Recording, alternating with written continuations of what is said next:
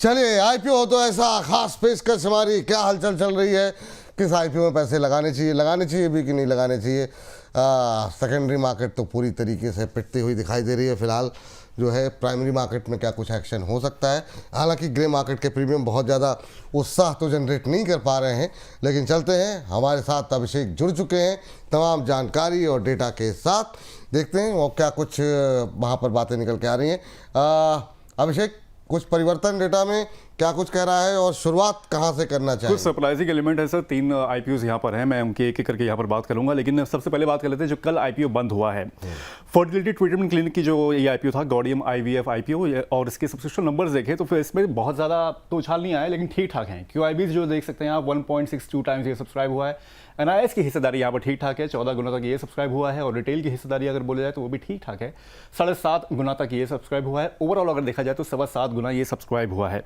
GMP में ये धड़ाम हो गया है पूरी तरह। कल इसको 5 रुपए के आसपास का जीएमपी ग्रे मार्केट मिलता हुआ दिख रहा था, और आज ये फ्लैट हो गया है, जैसे कि आप स्क्रीन पर देख सकते हैं। और एस्टिमेटेड लिस्टिंग जो है वो वही फ्लैट होने वाली है। 79 रुपीज़ का जो अपर प्राइस बैंड है वहीं पर लिस्टिंग होने का इसका अनुमान जताया जा रहा है। तो ये है गॉडियम आईवीएफ आईपीओ की। गॉडियम आईवीएफ आईपीओ ग्रे मार्केट में तो कोई खास गतिविधि नहीं देखने को मिल रही है, लेकिन सर ये इस क्षेत्र की यूनिक कंपनी है जो लिस्टेड होगी, और मौजूदा जो स्थिति देखने को मिल रही है, बहुत लोग काफ़ी सारी चिंताओं से गुजर रहे हैं, और आईवीएफ का चलन जो है शहरों में काफ़ी तेज़ी से बढ़ता हुआ दिखाई दे रहा है। क्या ये जो है ऐसा शेयर हो सकता है जो लॉन्ग टर्म के लिए, मीडियम टर्म के लिए पोर्टफोलियो में रहे, या फिर आप इस आईपीओ को अवॉइड करने की सलाह देंगे? देखिए विपुल जी, जो आपने बात की उसको मैं थोड़ा सा ऐड कर दूं। इससे पहले भी एक आईवीएफ का आईपीओ आने वाला था, लेकिन मूवी रिलीज करके सभी के कंप्लायंस में फंस जाने की वजह से नहीं आ पाया। और तो ऐसी भी एक्टिविटी देखने को मिलती है। लेकिन फिलहाल इस आईपीओ की जहां तक बात करें, देखिए लिस्टिंग गेन लेकर के निकलने का ही मौका है जिन लोगों ने अप्लाई किया हुआ है। लॉन्ग टर्म के लिए इस पे कोई कॉल नहीं है, और ना ही लॉन्ग टर्म के लिए इसको रखना चाहिए। फिलहाल शॉर्ट टर्म के हिसाब से देखें तो सिर्फ लिस्टिंग गेन, आपको अगर लिस्टिंग गेन होता है तो भी आप यहां पर निकलिए, और अगर आपको लिस्टिंग गेन नहीं होता है तो भी यहां पर निकलिए, क्योंकि फार्मा सेक्टर से और बहुत से स्टॉक्स आपको मिलेंगे। लेकिन इस स्टॉक को लॉन्ग टर्म पे लिस्ट होने के बाद भी अभी लेने के से पहले कम से कम 1-2 महीने का वॉच यहां पर रखिए। फिलहाल लेने लायक नहीं होगा। फिलहाल लेने लायक नहीं है भाई साहब। उसमें लिस्टिंग गेन के लिए भी अवॉइड कर दिया ना सर, दोनों तरीके से? या नहीं, लिस्टिंग गेन चूंकि जो लोगों ने अप्लाई कर दिया उनको तो अब मिल जाएगा। नहीं। वो लिस्टिंग पे निकलने की सोचे। वैसे उम्मीद है मुझे कि लिस्टिंग गेन यहाँ पर थोड़ा सा मिल जाएगा। शायद हो सकता है वो परसेंटेज 3%, 4% ही। अच्छा ठीक है, तो थोड़ा बहुत कुछ भी मिल जाए तो लेकर के निकल जाए, रुकना नहीं है। मोटी मोटी बात यह है ना सर?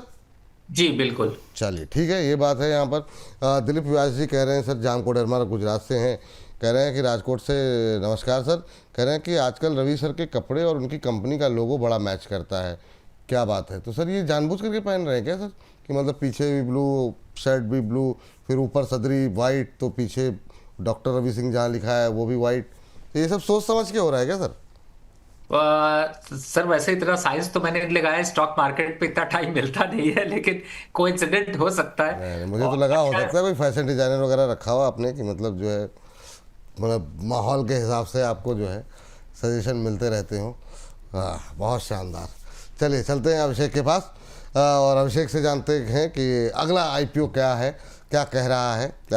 अभिषेक बताइए। बिल्कुल बिल्कुल जी, और ये जो दूसरा आईपीओ है उसका तीसरा दिन है आज, जो टेक्सटाइल सेक्टर की कंपनी जिसके बारे में हम लोगों ने काफ़ी डिस्कस भी किया है पिछले 2 दिनों में, श्रीराम ट्विस्टेक्स, जैसे कि आप यहाँ पर देख सकते हैं।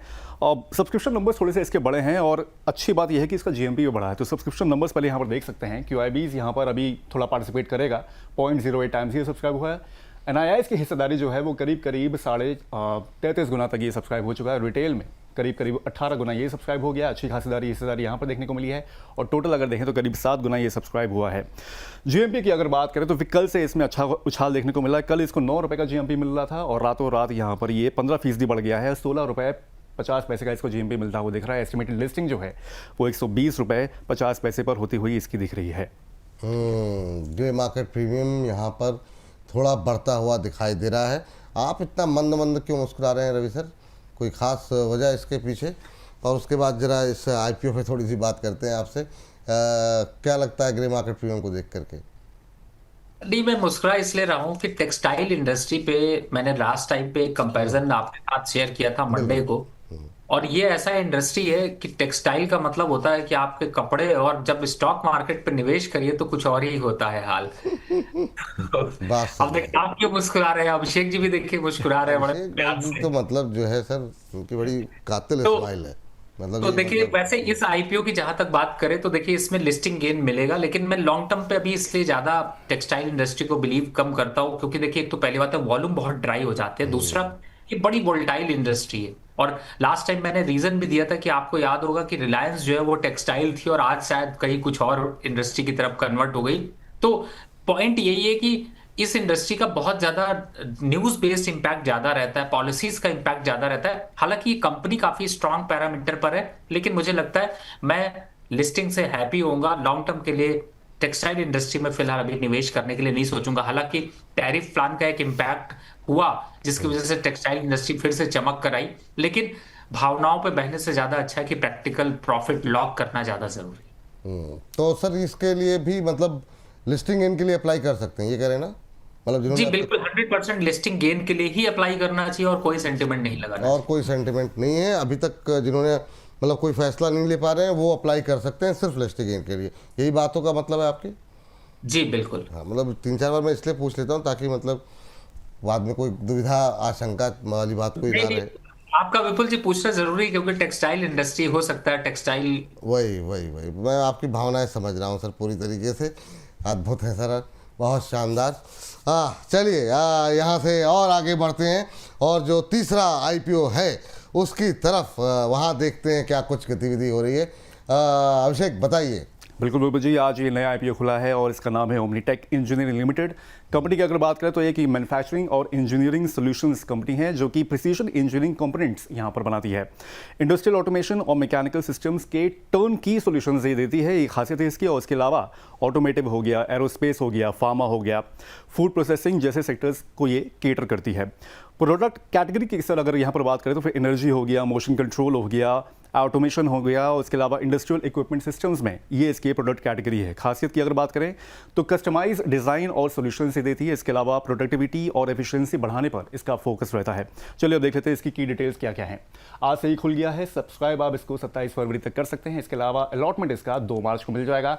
लिस्टिंग की तारीख 5 मार्च की रहेगी। इसके अलावा इसके प्राइस बैंड की अगर हम लोग यहाँ पर बात करें तो ये 216 रुपए से 227 रुपए के आसपास इसका प्राइस बैंड यहाँ पर रखा गया है। लॉट साइज यानी कि एक लॉट में 66 शेयर्स होंगे। टोटल इशू साइज जो है वो 583 करोड़ रुपए का है, जिसमें फ्रेश इशू जो है 418 करोड़ रुपए का रहेगा। ऑफर फॉर सेल यहां पर भागीदारी रहेगी 165 करोड़ रुपए की। फाइनेंशियल्स को यहां पर देख लेते हैं जो कि ठीक ठाक यहां पर अभी रिकॉर्ड होते हुए दिखते हैं। मार्च 2023 में 185 करोड़ रुपए की एसेट्स है जो कि बढ़कर 386 करोड़ रुपए हुए। उसके बाद ऑलमोस्ट डबल 626 करोड़ रुपए की एसेट्स मार्च 2025 में रिकॉर्ड किए गए। टोटल इनकम में भी यहां पर ठीक ठाक वी शेप में यहां पर एक तरह से दर्ज किया गया है। 183 करोड़ डाउनवर्ड यहां पर हुआ 181 करोड़। उसके बाद 349 करोड़ रुपए का टोटल इनकम यहां पर रिकॉर्ड हुआ था पिछले साल के मार्च एंडिंग में। प्रॉफिट आफ्टर टैक्स बढ़ता हुआ दिखा है, लेकिन फिर भी यहां पर वी शेप है। 32 करोड़ रुपए, उसके बाद 18 करोड़ रुपए, उसके बाद 43 करोड़ रुपए का प्रॉफिट आफ्टर टैक्स यहां पर बढ़ता हुआ दिखा है। एबिटा यहां पर देख सकते हैं 63 करोड़ रुपए का इसका एबिटा था। उसके बाद 64 करोड़ रुपए ये रिकॉर्ड किया गया 2024 में। और मार्च एंडिंग 2025 की अगर बात करें तो 117 करोड़ रुपए का इसका एबिटा रहेगा। बोरोइंग्स यहां पर लगातार बढ़ती हुई देखी, जैसे कि आप देख सकते हैं, जो कि थोड़ा सा चिंताजनक हो सकता है। 88 करोड़ रुपए, 230 करोड़ रुपए और साल दर साल यहां पर फिर देखते हैं 330 करोड़ रुपए का इसका बोरोइंग्स यहां पर रिकॉर्ड की गई है। और लास्ट में इसकी अगर जीएमपी को देखें बहुत खासा फर्क अभी नहीं है, पहला दिन भी है वैसे। 1.5-2% का यहां पर ग्रे मार्केट में इसको प्रीमियम मिलता हुआ दिख रहा है, यानी कि 4 रुपए का इसको प्रीमियम मिल रहा है। एस्टिमेटेड लिस्टिंग जो होगी 231 रुपए की होने का इसका अनुमान जताया जा रहा है। ओमनीटेक इंजीनियरिंग अभी तो फ्लैट है, आज पहला दिन है। रवि सर, क्या इस क्षेत्र से जुड़ी हुई कंपनी में पैसे लगाए जा सकते हैं? काफ़ी टाइम बाद इस क्षेत्र से जुड़ी हुई कोई कंपनी आई, आपका व्यू क्या है? नहीं विपुल जी, पहली बात है कि टाइमिंग थोड़ी गलत आ गई है। टाइमिंग गलत इसलिए आ गई क्योंकि इस समय थोड़ा मार्केट पे वोलेटिलिटी, थोड़ा निगेटिविटी, और जो मैंने 4-5 रीजन बताए वो चल रहे हैं, जिसकी वजह से मार्केट उतनी सस्टेन नहीं कर पा रही। लेकिन अगर इसके आईपीओ को देखें तो इसमें जो 3 की फैक्टर है। पहला, एनर्जी, दूसरा है मोशन कंट्रोल एंड ऑटोमेशन, और तीसरा जो है, जो इंडस्ट्रियल इक्विपमेंट्स की बात की जा रही है, उस पे इस कंपनी का काफी तगड़ा होल्ड है और अच्छा खासा उसकी वजह से रेवेन्यू भी इनका आ रहा है। तो मुझे लॉन्ग टर्म पर और शॉर्ट टर्म पर अगर मैं देखता हूं तो मुझे लगता है कि आपकी ये एक्टिविटी यहां पर हो सकती है, यानी कि आपको पहले तो आप इसको अप्लाई कर लीजिए। अगर अब कंडीशन नंबर वन की अगर ये 10%, 8% से 10% के बीच में लिस्ट होता है तो एक बार प्रॉफिट बुक करने की राय होगी। नहीं होता है, आप रेट टू रेट या 5%, 4% होता है, तो भी लॉन्ग टर्म के हिसाब से आने वाले 8 महीने, 1 साल के हिसाब से इस आईपीओ में निवेश की रणनीति यहां पर बनानी चाहिए, क्योंकि इसकी ग्रोथ थोड़ी धीरे दिखाई देगी, लेकिन ग्रोथ स्ट्रक्चर काफी पॉजिटिव दिख सकता है। चलिए ठीक। तो सर अभी के लिए मतलब जो लोग आपको सुन रहे हैं वो लिस्टिंग इनके लिए अप्लाई कर सकते हैं, मतलब अप्लाई करना है इस आईपीओ में कि नहीं? जी बिल्कुल अप्लाई करना चाहिए। ठीक, बिल्कुल अप्लाई करना चाहिए, अप्लाई कर सकते हैं। ये राय यहाँ पर निकल करके आती हुई, और इसी के साथ जो है अब इस सेगमेंट को समाप्त करने का भी वक्त हो रहा है।